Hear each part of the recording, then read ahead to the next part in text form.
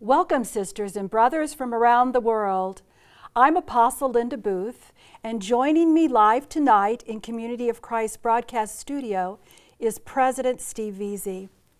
We've just watched President Veazey's pre-recorded challenge to the church, and now we want to hear from you. We want to respond to as many of your questions as possible during this broadcast.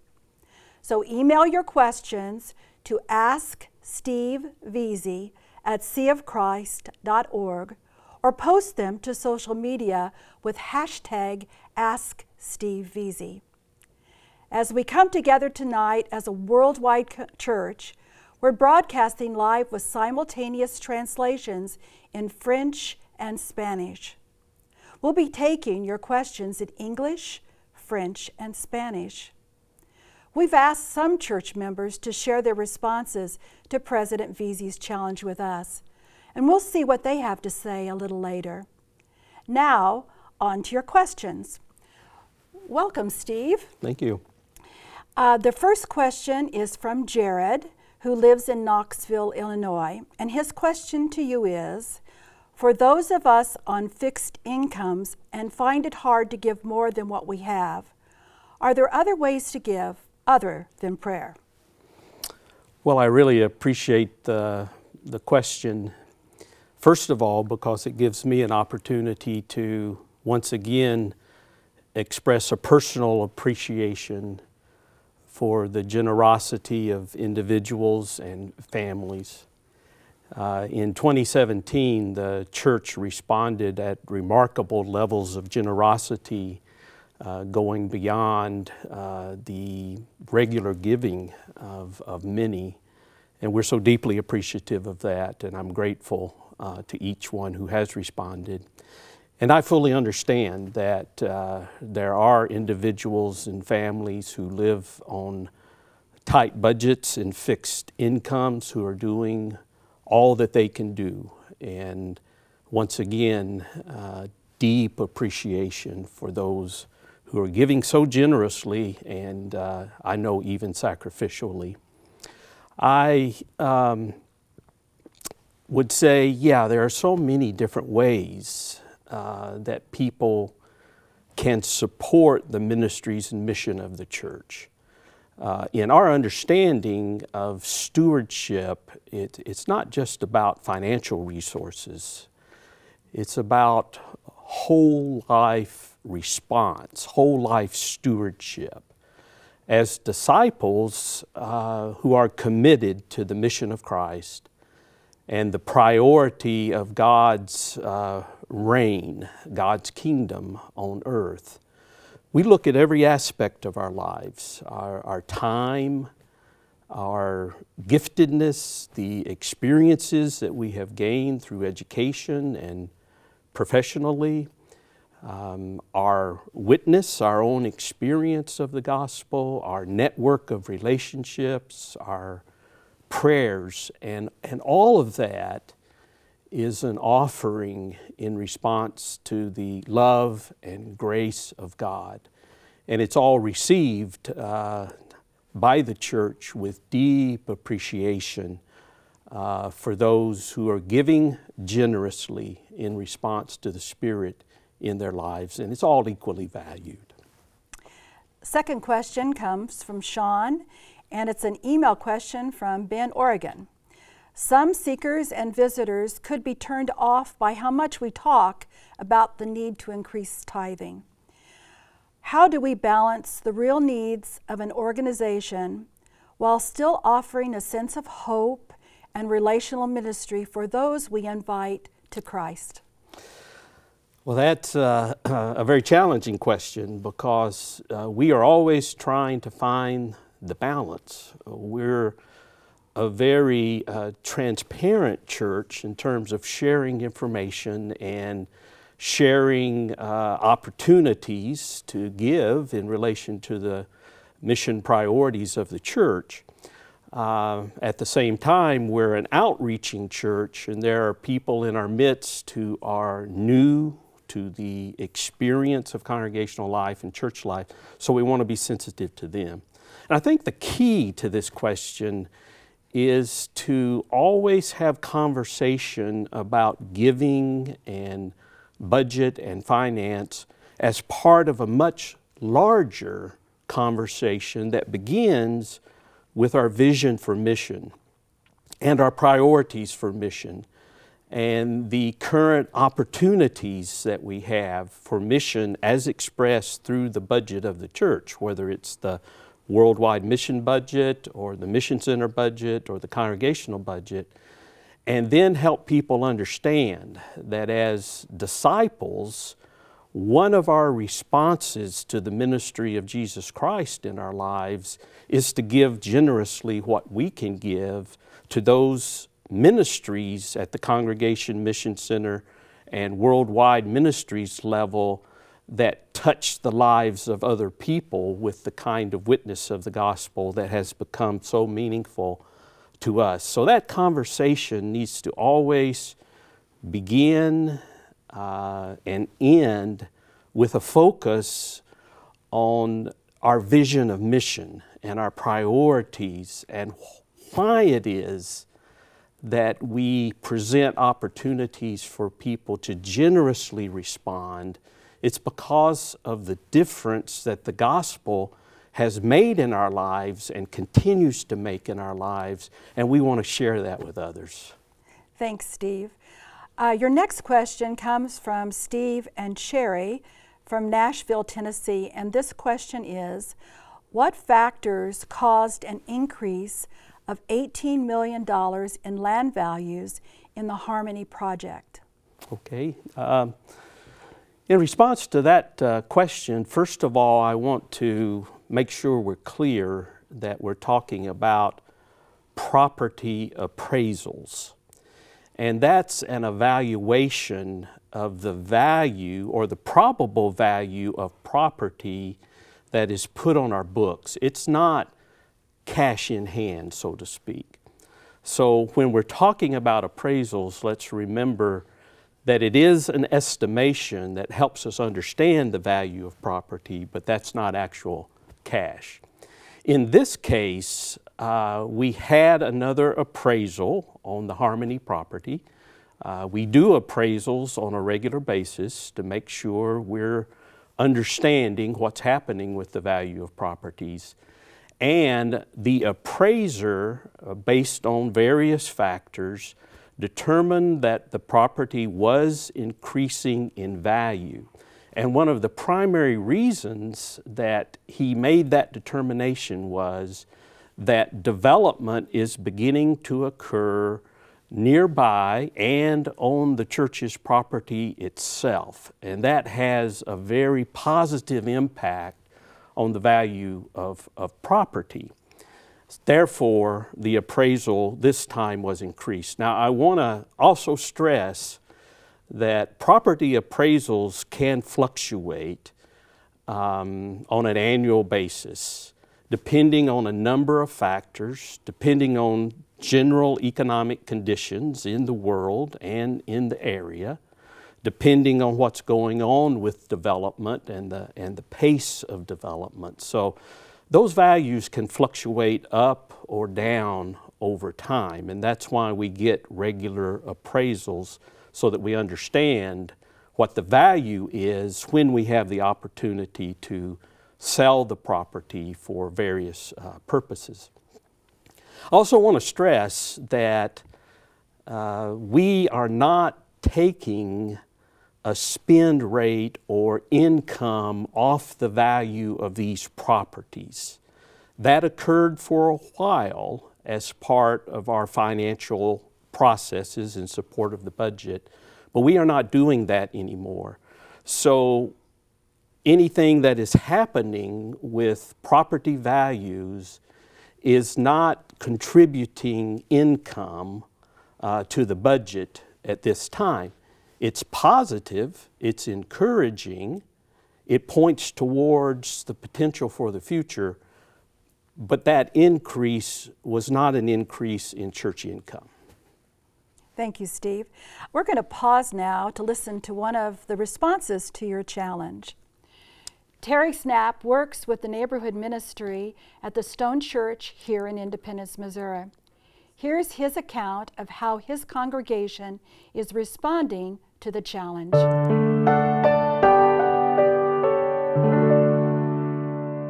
As I listened to these inspiring words of President Veazey, I could not help but feel my hope rising.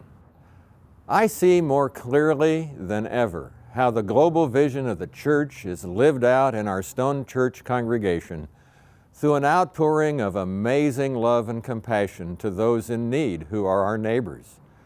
Our response to the global vision of the church, challenging us to live out and embody the vision of Christ, started 9 years ago at Stone Church. In cooperation with many others who shared this compelling vision, Stone Church offers a ministry of compassion through feeding the hungry with freshly prepared, warm, nutritious meals. Over 40,000 meals have been provided in the tenure of this ministry. Our own Stone Church Community Garden provides fresh produce every year to enrich each meal. In addition to being inspired and challenged by the vision of the World Church, we partnered with the World Church and acquired funding through the World Hunger Fund that provided essential funds early on to enable the growth and financial stability for this Stone Church outreach ministry. In a beautiful embodiment of the church's vision, each week an average of over 200 adults and children now come to Stone Church for an experience of loving service that is far more than just a meal. It is more than food, however, that is served. Hope is also served with every meal and service that is provided every week. We have seen hope rise in the lives of the over 700 volunteers as they serve meals with tenderness and love to those who come. Hope is rising because this vision has resulted in one of the largest community collaborations in Independence, now involving over 50 churches, businesses, service clubs, high schools, and many other organizations who now partner with Stone Church in this loving outreach. We see hope rise as people received over 7,000 pounds of donated clothing at our odds and ends table last year.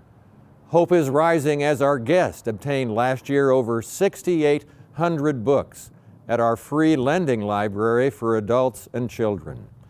We see hope realized as 26 trained ecumenical volunteer chaplains in pairs of 2 each week provide loving listening and prayerful support as they visit with one person at a time, learning about the circumstances and needs of their lives. Hope is realized through the rotation of 17 different social service agencies that come on site to help connect people to other services that help empower their lives. Hundreds of donated blessing bags filled with many of life's essentials bring hope and smiles to the faces of those who receive them. Hope rises in the lives of our guests as they read the words of blessing posted on the wall each week that affirm their worth and dignity through short, clear statements of loving truth. Most of all, hope is seen in the faces of parents, grandparents, and children as they express heartfelt gratitude for the weekly experience of warm welcome and loving acceptance. The global vision of the church is coming alive through this Stone Church ministry of love and compassion that enables hope to rise in the lives of all those who come and all those who serve. We are so grateful for the worldwide vision of the church that calls us to make Christ's mission our very own. Indeed, it is the joy of our lives to do so. Steve, we've gotten several questions, both through Twitter and email, having to do with hope, one from Brittany in Utah and one from Linda in Ontario. And I'll just read one of them because they're both very similar. What are recent things that have occurred in the church community that give you hope? I have the privilege of traveling throughout the church. And I think that's a real advantage to experience church life in different congregations and in different nations of the world. And as I travel and as I observe people who are involved in the life of the church, I hear a consistent message, a message of hope, which is the heart of the gospel, a message about the mission priorities of the church, which I feel strongly are about representing the full range of Jesus's life and ministry, and people who are being very creative in how they are connecting the church to the larger community, especially during times when there are a lot of questions about the viability of institutional religion and churches. And the creativity at the congregational level is just remarkable. And then it especially brings me hope as I interact with our children. I guess being a grandfather now has made me especially sensitive to that. But I'm seeing the next generations who are embracing the best of what Community of Christ is all about, and they are already incorporating it into their lives, and they're wanting to be baptized, they're wanting to be confirmed, they're wanting to be involved in children's peace clubs, they're wanting to be involved in community service, and it's just remarkable to see these generations that are embodying the gospel in their own way. And those are leaders in our midst. They're helping us see the best of the church, and they're helping us see the opportunities that some of us who are older may not be seeing as clearly. So that really brings me hope. Thanks, Steve. We've also received several questions having to do with this particular topic. And I'm going to read Emma's from New Jersey through Twitter. I completely agree that one of the greatest strengths of Community of Christ is our true global connection. And she's referring to our website. How are we utilizing new media to connect this global community in our increasingly online and mobile generations? And how can we utilize the younger generation that is native to the online world to drive these communication efforts? Well, we obviously have to allow those who are most comfortable in the virtual world in terms of existing and emerging technology to show us how to be creative and effective and use all the tools available to us. And I think we're doing that in different places. I know we're doing that through conversations at the international headquarters of the church. We're open to new ideas. The only thing that constrains us, and this is nothing new, is to find the means, to find the resources through the budget to obtain and apply the technologies that are available to us. But I think if people are fully aware of everything we're doing, they will see that we're using a number of social media platforms. We've upgraded our website, and we continue to add very attractive features to it. We've been supported by some visionary families of the church who have contributed generously, both of their finances and their expertise in communications, and we're trying to apply all of that. But there's no doubt that the interactive technology that is emerging rapidly and accelerating is going to create tremendous opportunities for us to share the identity, the vision, and the message of the church. And we're going to find ways to be global community that is not hindered in any way by geographic boundaries or national borders. And I get very excited about that when I think about the possibilities. I do too, Steve. This question through email by Rosemary is similar to what you've talked about, but has a little bit of different slant. And that question is, you mentioned many ways and places where sacred communities can meet. You talked about online connections. Do you mean communities meeting virtually? Yes, and in fact, it's not something in the future. It's already happening. Our members are pioneering those efforts and gaining experiences that they are then sharing with other areas, but it's already happening.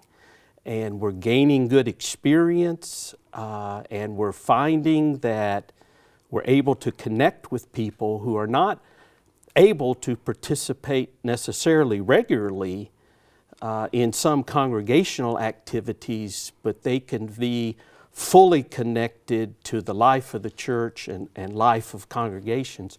In fact, one of the discussions we're going to be having in the near future, and especially at World Conference, has to do with questions that have emerged about opportunities to participate in sacraments from multiple locations, or virtual participation in some of the sacraments of the church. And we're exploring that in terms of the technology and also the theological and sacramental elements. I think it's going to be a very interesting discussion as we open our eyes to all of these new possibilities of what it means to be the virtual body of Christ throughout the world. There are opportunities that were not conceivable before that are now before us. Thanks, Steve. We're going to pause now for another reflection. Emily Penrose McLaughlin is excited to be part of planning the 2019 World Conference. Let's learn how she is creating opportunities for us to respond to President Veazey's challenge.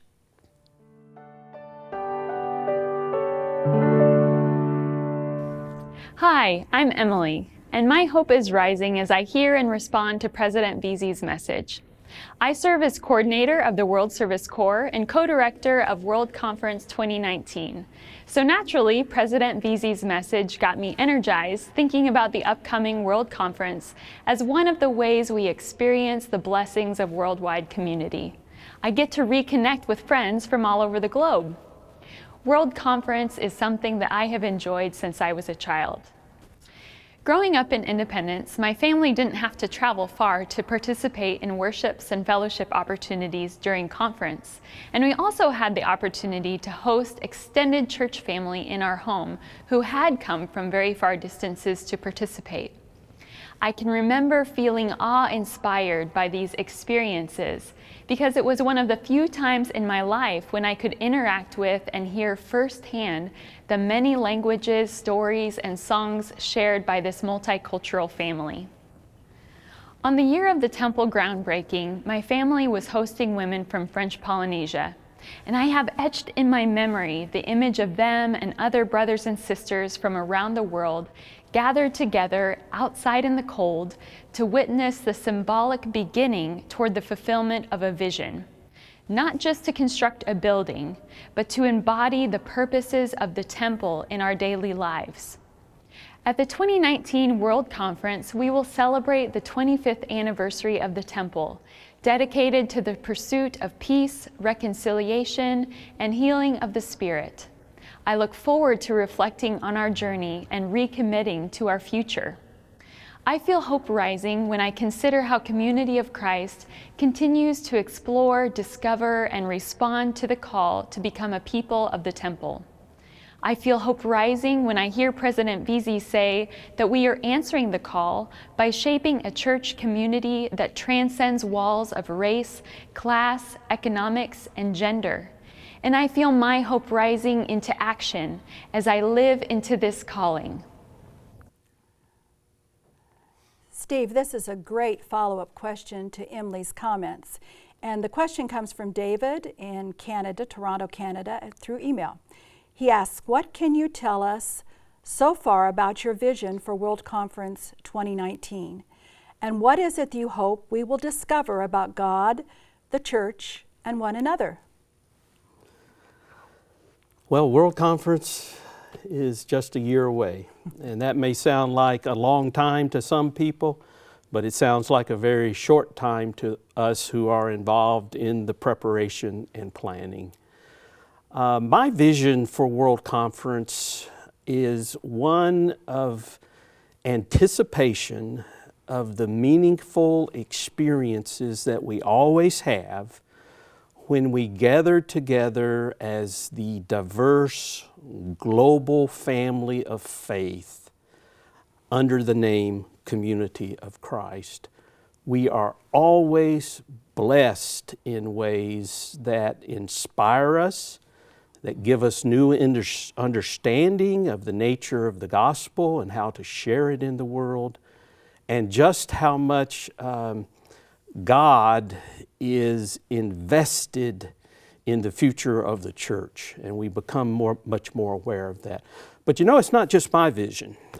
We have a large group of people who are creative and insightful, who are shaping the conference experience itself through worship, through decision-making processes, through educational opportunities.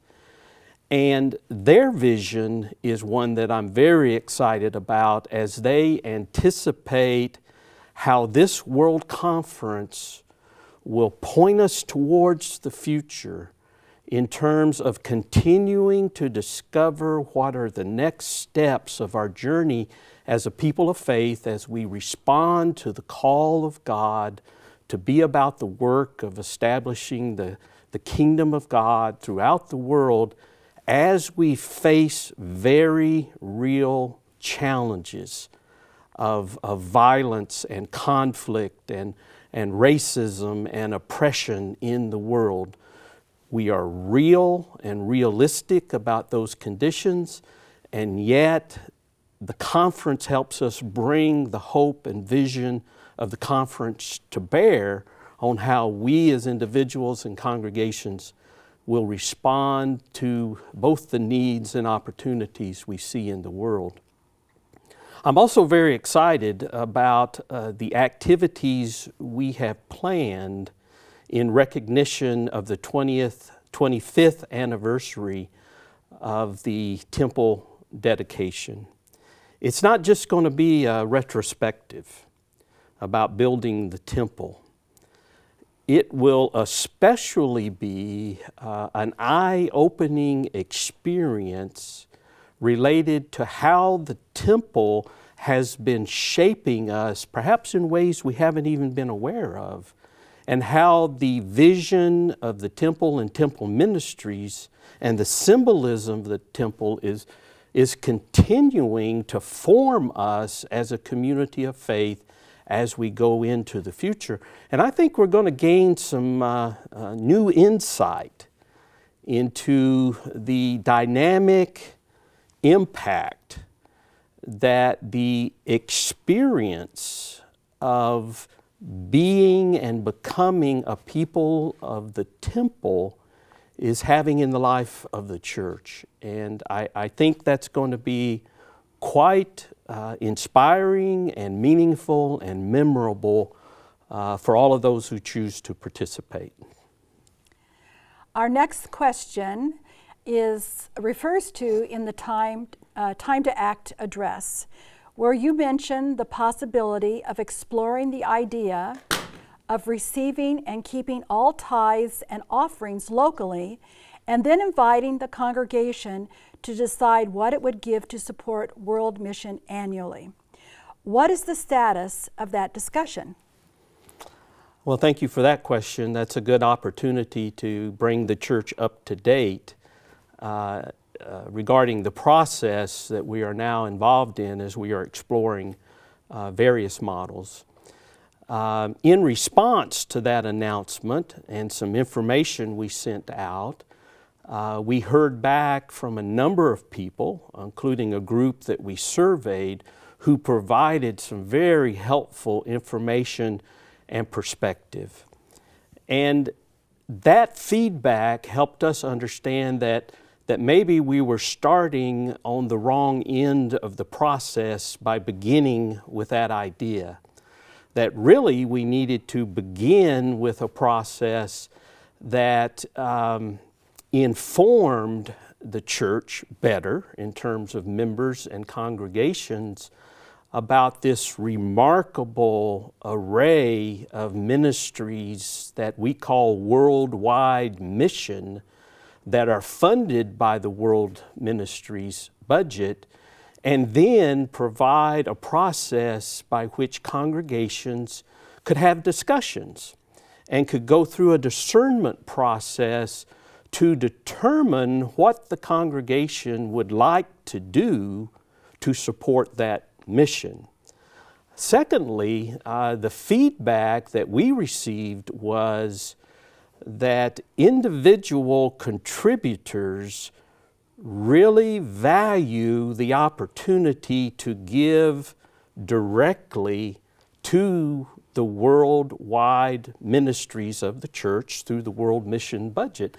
And that was very encouraging and affirming that our contributors really want that personal, direct connection with supporting the worldwide ministries budget. And so we listened to that, and we understand what they're saying, and we want to make sure that the opportunity to give directly through the envelopes or e-tithing or to special efforts like Giving Tuesday, which was so successful this last year, remain in place. So where do we go from here? Soon, mid-April, around April 14th or 15th, we'll be releasing some materials that include a video and information about a proposed model that begins with learning more about the worldwide mission of the church and engaging the congregation in discussion and discernment, and then making decisions what the congregation as a community or group may want to do together in addition to individual contributions to support the worldwide ministries of the church, so that the congregation is blessed by that kind of engagement with the worldwide family. And we're posting a survey on the church's website. So I want to stress the importance of people connecting with the survey and providing their feedback as we continue this conversation about the best processes that we can use to allow people to express their generosity to support local congregations, to support mission centers, and to support the worldwide mission of the church. And again, I want to stress, it's all one church. And we need to understand that it's all part of the community of Christ experience as one faith community that expresses its mission in multiple ways, locally and globally. That's what this is all about. Steve, we're going to pause now, and we're going to watch a response from Jared Munson's ministry in Chattanooga. And that ministry reaches out to many who have little hope. And here's how that sacred community is bringing hope and transformation.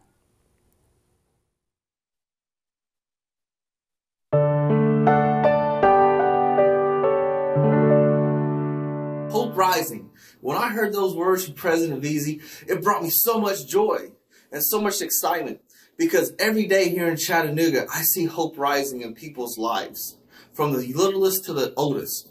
And it's just so much joy. And I'm so excited for the church to know about Hope Rising. I'm so excited for the church to be on this path. Here in Chattanooga, I have the great opportunity of seeing hope rise in many, many people's lives. Through the community that we serve and through the Peace Center, I have seen hope rise daily in the lives of those who enter those places. I also got the great opportunity to see hope rise and just going to the ball games of some of our kids who participate in sporting events, who participate in academic events. I get to see hope rise in them when no one else believes in them, but they know that their church family loves them and supports them. I also see hope rising in our community when people come through the doors, whether it be for just to stop in to see what's going on there, whether it be to pick up a basketball, whether it be for a tutoring program. I see hope rise in children who once were doing terrible in school, making F's, are now in the honor row and have hopes and dreams to become something very important through college. I also have seen hope rise in a young lady who just started coming to the church. She is about 14, 15 years old. I've seen hope rise in her life as she has struggled daily to make grades. She has struggled daily to fit in anywhere. And through someone at school telling her about the hope she has had in her life that the church community has brought her, and invited her into the church doors. And because of her invitation, this little girl's life has now been changed. Once a girl who was scared to walk outside her door because of violence. Once a girl who was scared because of the past that has haunted her, but that her family members have done to her. She has now had hope in her life through baptism, through the church and the community of Christ that gives her love and support daily. She is now an honor roll student. Every time the church door is open, she is there. She has made a 100% change in her whole life. She is happy. She is smiling. And that's why I believe in Hope Rises. And that's why I'm excited for what President Veazey has talked about when he talks about Hope Rises, because our church is going to see it in their communities and in our families. Steve, Ruth emailed this question for your answer. Some of us want instructions for what you said about birthing, nurturing, and multiplying communities of disciples. Do those exist? I would like for manuals or an answer to exist to that question. There are a number of books where that recount how people are experimenting with some of the principles we're talking about. And there are some examples, but there's no instruction manual. There's no one model. There's no one way to do it. It's more about a way of life, how we as disciples of Jesus Christ, through our own growth in our understanding of the gospel, our own growth in Jesus Christ, look at the world around us and prayerfully seek relationships to interact with others and develop friendships and get to know them and come to understand their needs and their questions. And then think about how is it that we begin to shape community where we are?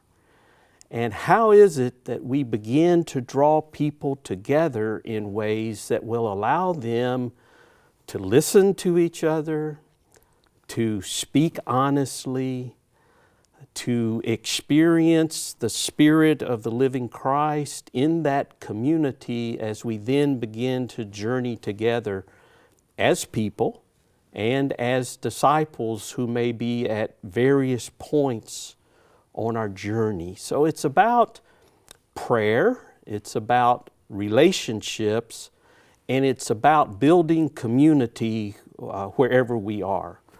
The congregation that I attended this morning, there was a very interesting testimony given from an individual who is a priesthood member who works at a Casey's General Store.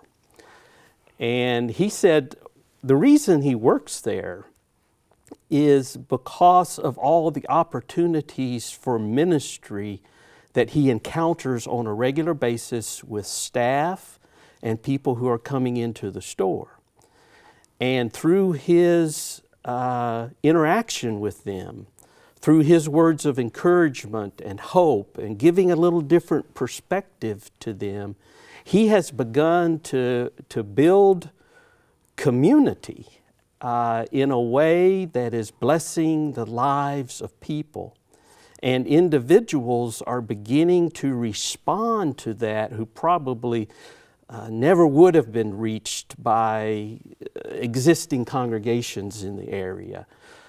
He has moved into the context of their lives as a disciple, and he's being who he is. And he is sharing the gospel. And he says it's challenging, it's frustrating sometimes, but it's also very rich and meaningful. And that's a glimpse of what we're talking about. I will say that the Council of 12 is actively engaged in conversations about how to provide information and examples and guides for processes and practices that will help people better engage in this kind of ministry and outreach that we feel is really suited for the era in which we're living. And we look forward to what the Council of 12 will be providing in terms of leadership and information in that regard.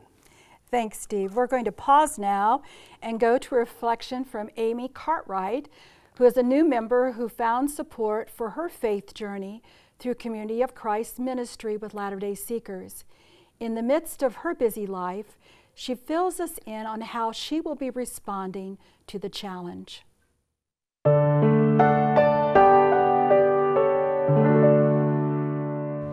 As a recent convert to Community of Christ, my hope is rising in response to President Veazey's challenge to focus on spiritual formation. For me, spiritual formation has often come in communal settings, from monthly communion to singing hymns together to talking about our strengths and triumphs. When I found myself in search of a new community and a spiritual home, I was drawn to Community of Christ because of its focus on peace and compassionate ministry. I often found myself as a recipient of this form of ministry, as members of my local congregation and beyond took time to answer my questions and listen to the story of my walk with Christ, of which joining Community of Christ was yet another chapter. As we move forward as a congregation and as a church, I'm grateful for continued opportunities to provide sanctuary to those in search of community as they continue their relationship with the divine. One recent initiative of our congregation is a Latter-day Seekers program. As we have considered what it is that seekers need and what we're able to offer, we recognize that every individual comes with a story to share and a need for love and acceptance. What we can offer are our hearts, our hands, our ears, and our love. I'm so grateful to be part of Community of Christ at this time. It's very exciting to watch and look forward to our church growing in its focus on compassionate ministry, and pray that we will heed this call. Steve, this question comes through email from Nathan, who is a current student of the Community of Christ Seminary program. And he says, I feel especially connected to the church and the trials we have been facing in recent years. How would you like to see the church's ministries grow and embrace the ecumenical community as we move through our current struggles? Well, first of all, I would like to affirm Nathan and others who are engaged in the Community of Christ Seminary. We actually have a growing number of people who are participating in seminary courses and the Masters of Arts in Religion degree. And that's very encouraging. That's another reason for hope for the future. Many young adults are participating, and I especially want to encourage young adults to do that. In terms of ecumenical ministries and involvement, I'd like to say, first of all, that we have nothing to be afraid of in terms of ecumenical involvement. Ecumenical ministries is not about giving up any kind of belief or doctrine or practice that may be unique and precious to the community of Christ. It's about cooperating with other churches in addressing major issues in society and the world. And we're actively involved in some places, and I would encourage us, wherever we have congregations and gatherings of people, to join our efforts with others as we address major issues like poverty, like racism, like other societal ills that we have common concern about. And we will find that our efforts are magnified through such cooperation and participation. And not only that, we have valued perspective, insight, experience, and resources to bring to others that enrich their lives. So I really want to encourage that kind of involvement as a community of Christ. Thanks, Steve. One more question. Since the release of a new ministry and priesthood temple stool course, what positive and promising changes have you been made aware of or seen firsthand in our understanding and preparation for ministry of the priesthood? And this comes from Darren through Twitter from Kansas City, Missouri. Okay. Well, thank you, Darren. Yeah, we're very excited about the new series of ministry and priesthood courses, the foundational course, and now the office-centered courses. And I think these courses represent some of our best understanding and thinking at this time in the life of the church about the nature of priesthood ministry, which is one that is shared by many people throughout the church, and that's one of the strengths of our church. And especially, how is it that we can bring effective ministry in the world today as we interact with various generations and cultures? And these courses help us better understand how to do that and how to fulfill our responsibilities. I do want to say that at the World Conference, we'll be having a session for priesthood and disciples focused on ministry in the temple. I suspect we'll have overflow in the auditorium chamber. And the First Presidency is looking forward to the opportunity to address the priesthood of the church and others who would like to participate as we talk about the nature of ministry, how to prepare for ministry, and how to express the ministry that's inherent in each one of the priesthood offices of the church, and how all of those ministries, when they work together, present a holistic expression of the life and ministry of Jesus Christ that uplifts and blesses and transforms the lives of people. So ministry and priesthood will continue to be a focus, especially educationally in the life of the church going forward. Steve, we've been getting just a lot of questions, and we're not going to be able to get to them this evening. So Steve has promised that he will answer those questions, and we'll provide those on our website. Our last Challenge recipient who has talked about what that means to him is Leslie Pascal, who works with Community of Christ, CORD, which stands for Community Outreach Resource Development, to build holistic community in the Philippines. Here are his thoughts on our challenge.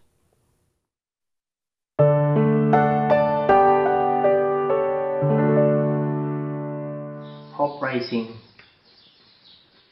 My hope rises as I heard and informed that the Community of Christ continue to discover and find ways to face each and every challenge as we grow worldwide.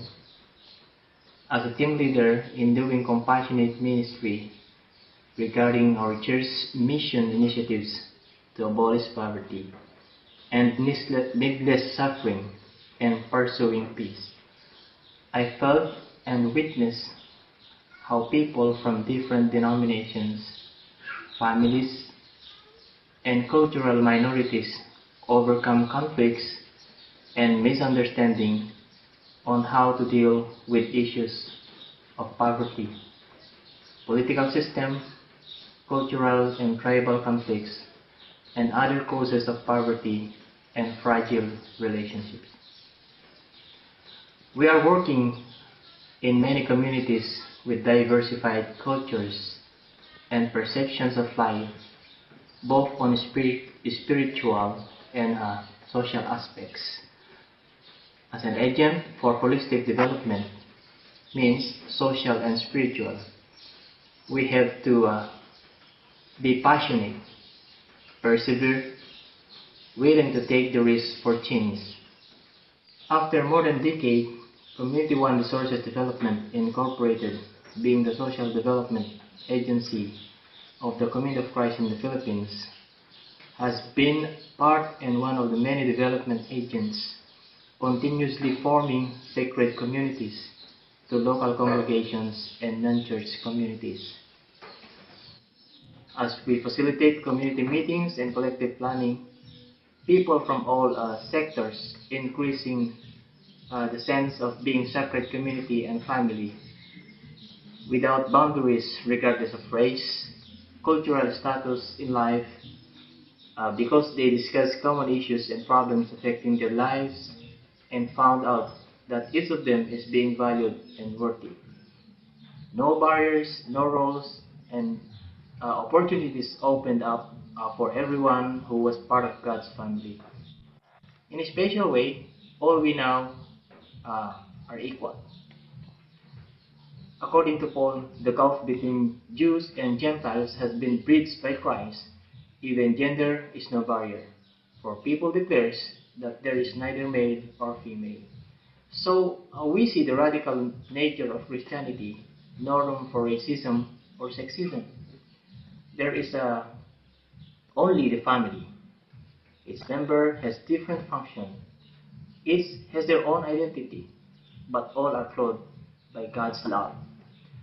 Finally, in behalf of the management of Community One Resources Development in the Philippines and the Philippine Church, I would like to extend our great appreciation and gratitude to worldwide membership of their support to the worldwide mission of the Church, the Community of Christ, not only in the Philippines, but throughout the world. We have made huge transformation in the lives of people, of many people, and we shall continue to explore and discover new ways to expand. Let's continue to think biblically and pray continually. Lord, we celebrate and shout because of your kindness. You care for us whenever you see us suffering. You rescue us and put us back together again. Help us to help others. Remove from our lives those things that separate us from you and keep us from experiencing a healthy relationship with others. May I be someone you can rely on to help make desire a reality. Amen. Thank you, Steve, for challenging all of us, individuals and groups of disciples, to experience hope rising. We will respond to your challenge and birth, nurture, and multiply communities of disciples and seekers engaged in spiritual formation and compassionate ministry in action. And thanks to all the congregations, groups, and individuals who participated in this webcast. We'll make a copy of this webcast available for viewing and download from the church's website in English, French, and Spanish. Please share it with others. Good night from the temple. May the hope expressed in the President's challenge cause all of us to live Christ's mission and bring hope to the world.